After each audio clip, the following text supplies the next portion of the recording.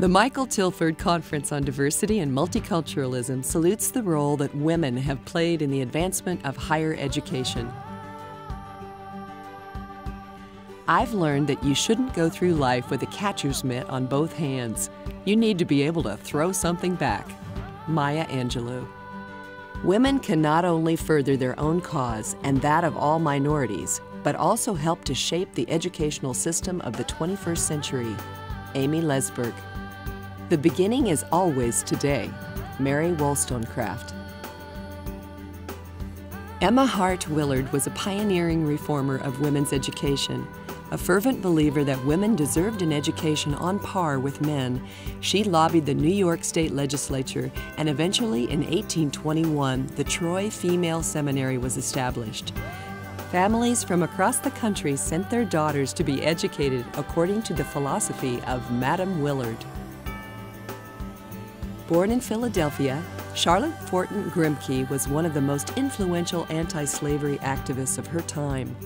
She was one of the first black teachers to go down south to attempt to educate slaves and former slaves.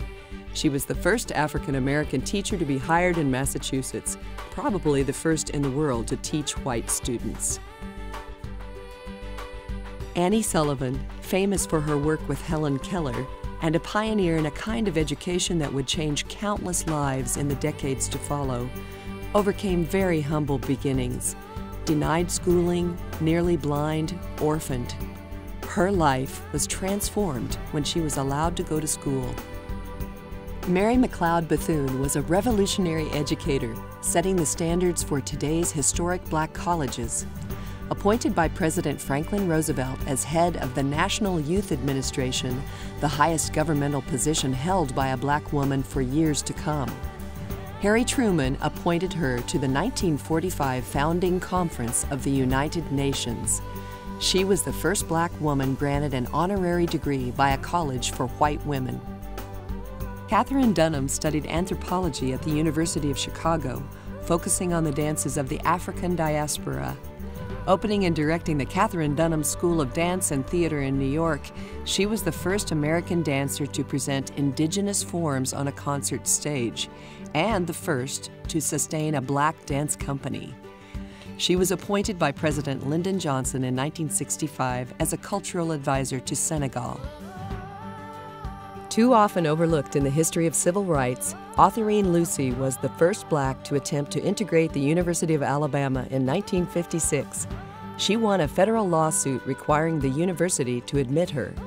Violence broke out with thousands of rioters storming a car in which she rode to class with the Dean of Women. Lucy was suspended 3 days after being admitted. Despite the threats to her life, she went back to court and her right to enroll was upheld. The NAACP lawyer who took her case was Thurgood Marshall.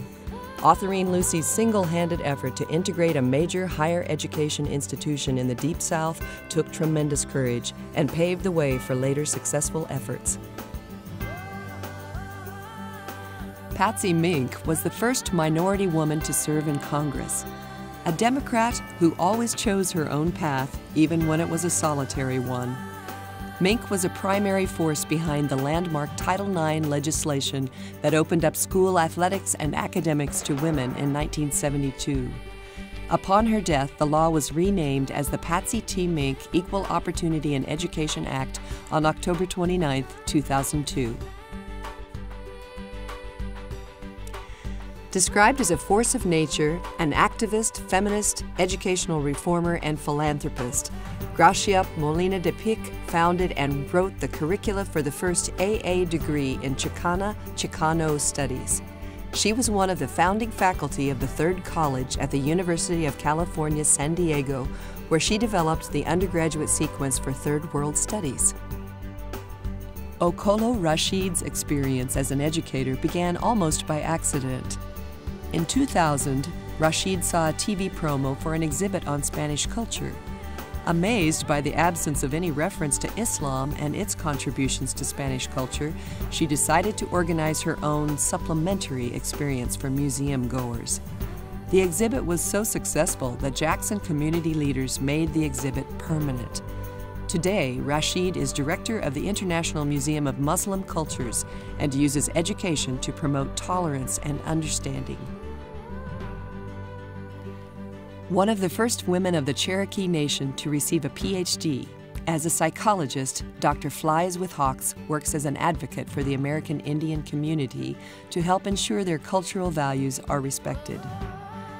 Through her role as co-director of the Seeking Educational Equity and Diversity Project on Inclusive Curriculum, she has enriched the lives of thousands of students in the U.S. and abroad.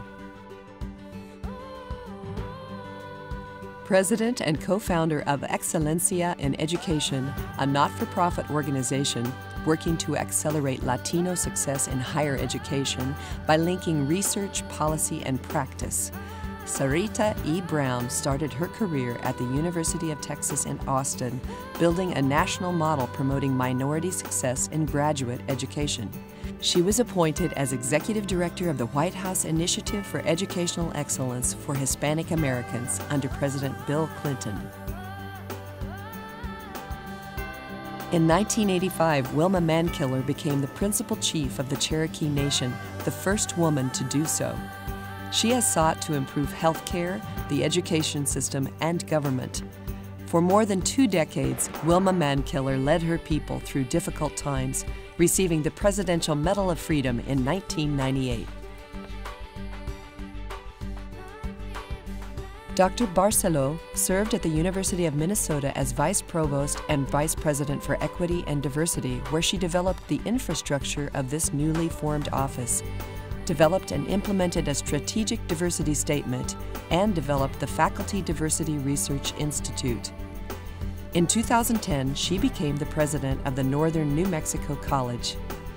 Dr. Barcelo is a very vocal advocate for multiculturalism, persons with disabilities, and gay rights.